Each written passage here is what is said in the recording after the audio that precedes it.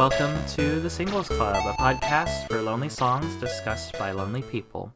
My name is Lilith, and my pronouns are she and her. My name is Jay, and my pronouns are they, them. My name is Tyler, and my pronouns are he, him. All right. And if you're new to the podcast, make sure to check out our YouTube playlist where we put the songs we talk about each week inside. It'll be built up over time, so every song is going to be in there all at once. Without further ado, let's go ahead and move in for this week. I'm gonna just outright say I was severely underestimating the two songs that I had to listen to this week because I was familiar with the artists. How could you? To be fair, I knew that yours would be a jam. I was more like, oh, it's Tyler's song because his song he picked this week was Joji. Something that Joji did. And I'm like, my understanding of Joji is very limited.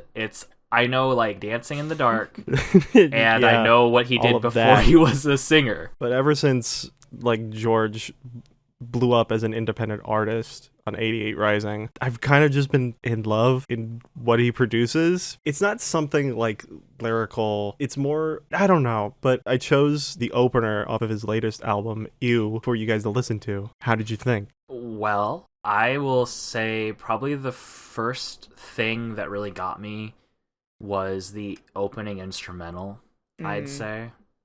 Like, that descending piano structure throughout the entire piece it definitely gave that beginning feeling of this dark, mysterious kind of vibe. And it's Sad boy feel. It draws you in. Oh, yeah. It's funny, because I saw Tyler post this, and, like, I know who Joji is, but I've never listened to any of his music. So the first bullet point on my notes is, okay, Filthy Frank, let's see what you got.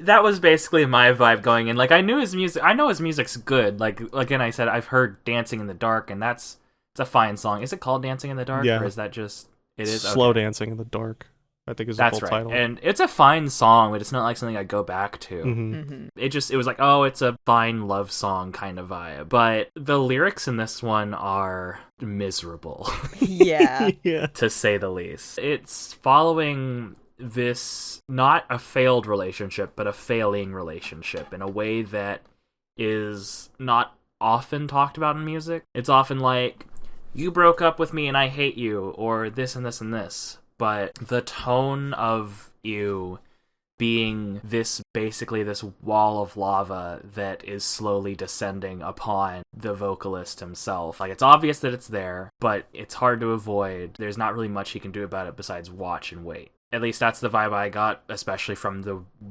it's not a music video, it's just kind of a video of some lava flowing. Yeah, it's just a visualizer. Yeah, it's a repeating video of lava flowing, which I stared at very much. I was like, ooh, lava. Pretty. And I think it actually helps with the song. Like, for me, not necessarily in meaning, but just kind of in feeling. It feels like a slow flowing, low ember heat coming off of it, and like I'm much more of a fan of higher energy tracks. That's what I usually go back to, but this one is one that has been stuck in my head since I first listened to it, and it's really, really nice, even though it's not something I can particularly relate to. I'm not incredibly experienced in relationships and heartbreak and such, so like these types of songs have never really gotten to me, but even if you can't relate, it still makes you feel like kind of sad. It's very melancholy. It's dripping with this sadness, this longing for what used to be, what could have been. I will say, technique-wise, I like this song more than Slow Dancing in the Dark for a lot of reasons, but mostly in that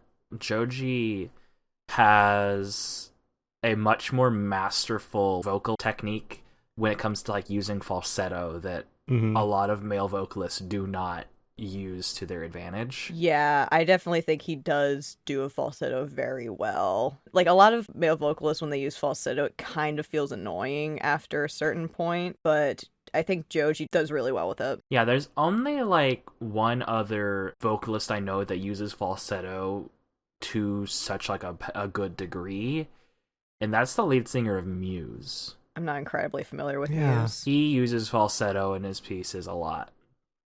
a lot of his songs they'll have the main vocal section, and then more often than not, there's going to be a falsetto section. And that's just kind of like his singing style. It was very notable when Muse was starting to get big. When they started music, there's very rarely a notable vocalist that does this, and it's good. But overall, I think that's my thoughts on the song. I think the only thing I can say to its detriment is just that I'm not particularly a slow song person either, but I would definitely put this in one of my playlists. Yeah, overall I do like it. It's fairly simple in its composition. It's not incredibly crowded with instruments, which is neither a bad thing nor a praise, but it definitely is effective in what it's trying to accomplish. Like a very simple, slow song with sad piano and a gentle kind of R&B beat in the back, and it tells you what it is. It's a song about heartbreak. Yeah, I think the biggest reason to listen to this song is if you're not like in a great place and you just want to have like something to listen to relate to. I think this is a song I would have listened to in high school. Yeah, definitely. Yeah, I think that's it. Anything else to say on the song, Jay? Nope, think I got all I needed to.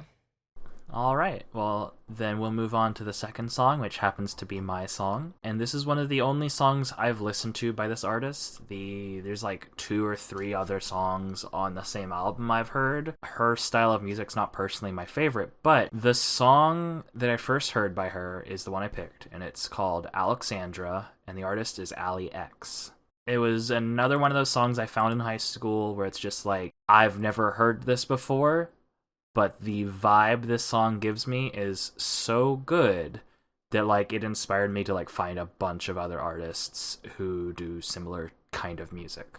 And that's how I found like Aurora and a bunch of my other single female vocalists with instruments behind them kind of artists. Yeah, I can definitely see the connection that they have stylistically. I'll let you two talk about the song. I felt like these 2 songs felt in feeling fairly similar upon first glance, but on repeat listen, they do have a very different kind of sadness and loneliness to them. They both feel incredibly dreamlike. I think Alexandra a bit more. Yeah. Where it kind of feels like you're floating, at least to me. On first impression, as soon as, she started singing, I'm like, oh, is this gay? Is this... Oh, I enjoy a lesbian every once in a while. Congrats. I consider myself something of a lesbian myself. Congrats. But going more into it, you kind of realize, oh, she's talking to her past self. It's more of a longing for who she used to be, the innocence she had, and that's something that I can relate a lot to, just kind of longing for a past self. I really like occasionally she'd use we, because even though she's talking about her past self as another person, I really like the use of we as talking about your past and your present together, because you are both of those things at the same time, but it's something I particularly like, and just the details of the way she talks to herself, like, we used to glow like copper newly shine. I don't know why that lyric has stuck with me, but it just feels really poignant. Yeah. Like always chill to the bone, only I'd keep her warm. That one as well. There's such imagery in it where even if you don't quite relate exactly to what she's saying, you can still tell exactly what she means by this, even through these metaphor or similes. Is it metaphor? Who cares? It's a really beautiful sounding song. She has a lovely, lovely voice, and the distinction going from the verses to the chorus is just beautiful. Like the ramp up in intensity of her voice. She just sounds so hurt, and it just really kind of hits you. I think Jay said almost everything I was going to say for the lyrics. Oh no. Which I love. I do really like them. But like the only thing that's keeping me from like really loving this track is like the instrumental, which I'm not... It's kind of really poppy or it is pop music, yeah. Tyler. But like it feels like sugary in a way that I don't feel mixes with like the chorus or the tone of the track well. And when the chorus kicks in, it does feel like powerful and like it feels like an explosion, but there's something about it that doesn't make me feel like it's like a giant explosion of emotion. There is a ramp up in intensity, but it doesn't feel quite as powerful as maybe she intended it to be, or as you are wanting it to be. There's definitely like this lovely like pickup in the drums, and there's like this low synth that comes into the chorus, but it's not quite like what you're kind of hoping it to be once she starts belting. Are there any final thoughts why you should listen? It's beautiful. Good vocal. It's definitely like another one for when you're in your feelings. Yeah. This song I think would be a really good one for like when you're alone and you're able to just yell out the lyrics while crying. Like, this is a pretty good one for that. Mm-hmm. Overall, I think this song it has a lot more of like a hopeful kind of tone at the end over Joji's song this week. While similar, I think it's the kind of taste you want at the end is more the reason why you'd go for this one over Joji. Also, I'm looking back and forth between the lyrics between you and Alexandra, and both of them end on the words "let you know" and "let me know," which is very fun. It's very funny. I was not planning on picking a song. It happened to just have that many similarities between another one this week, but I guess that's just the vibe. That's just the vibe. Or it was the vibe until my song. I came out of left field with Somewhere Out There by TWRP or TWRP. Tupperware Remix Party. Tupperware Remix Party. Yeah, baby. This is off their most recent album, Over the Top, which actually came out the exact same day that Joji's most recent album that you came off of, September 25th. Really? Weird. Which, yeah, wow. Very, very interesting. A lot of coincidences. Yeah, everything's connected. We did this on purpose.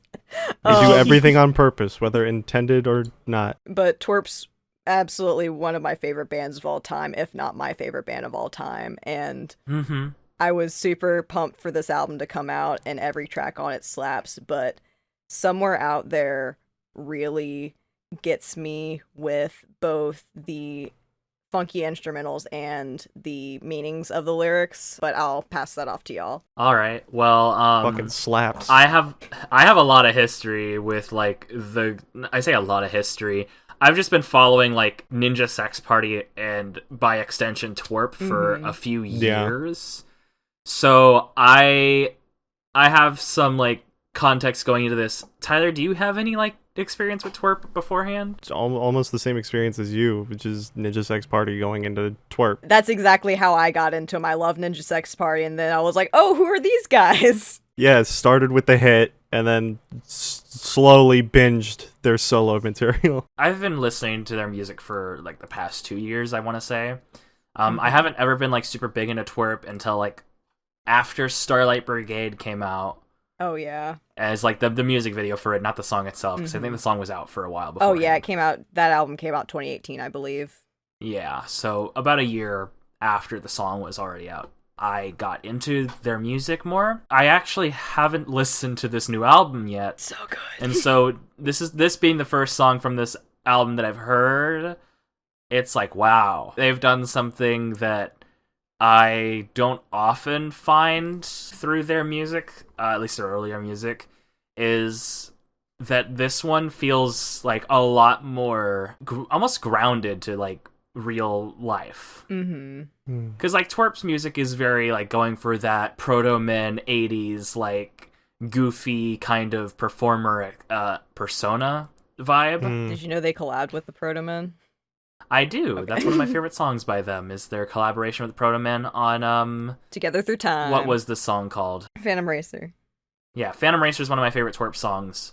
So, yes, I'm familiar with... I actually heard of them before I heard of the Proto-Men. That's neat. Despite, like, that kind of very goofy facade, I was not expecting the song that I listened to this week being this hopeful, like, it takes a village to, like, really get out and do things, especially when it comes to society. And I have a very strong feeling that, like, COVID had an effect on the way this song Yeah, came out. this album was actually produced over quarantine, all at home recording. Like none of it was done in a studio. This song has a tinge of it. Definitely their song On This Rock is a lot more influenced with, like, you can definitely tell the COVID stuff influenced the lyrics, and as well as their collab with Planet Booty on it, Need Each Other. Planet Booty. Like, I love musicians. I love musicians so much. This whole album definitely is tinged with quarantine and COVID kind of themes to it. This one just slightly less, but you can tell. Especially when you have lines like "We all vibe or we all die." We all vibe and we all die. Such a good fucking line. I love it. Yeah. If we could just keep our shit together. Everything in this song, like, there's that tinge of, like, this was probably inspired by stuff going on at the time. Mm-hmm. But outside of, like, the real world context of when the song came out, like, as a piece itself, I love how, like, croony and, like, My Guitar Weeps kind of vibes the vocals and instrumental has here. Not like literally that song, because I'm not particularly familiar, but the vibe of, like, this, your singing has a whammy bar on it, kind of. Yeah. Like, I mean, that morphing. just comes with the voice box. Mm-hmm. But I feel like it was a lot more purposeful in this track, Yeah. and, like, how they used it like that. Just, it feels like a kinetic piece where, like, almost like you're driving through, like, the desert in, like, an RV looking out the window kind of thing. Yeah. You know, on your way to a destination, looking for something. The Destination is another track off of this album. I'm sorry. One of the comments I saw in the YouTube video for this was just like, this is 2020's anime ending song. And it does have an anime EP vibe to me. It's different than most other TWRP songs in a way that is, like, really refreshing for the band. Yeah. Like, the bass that they have in the background is by far one of my favorite bass lines they've used. Commander like, Meowch is so talented on the fucking slap bass. Yeah, it's just, it makes you want to, like, bounce up and down, really. At least I think so. I don't know about you, Tyler.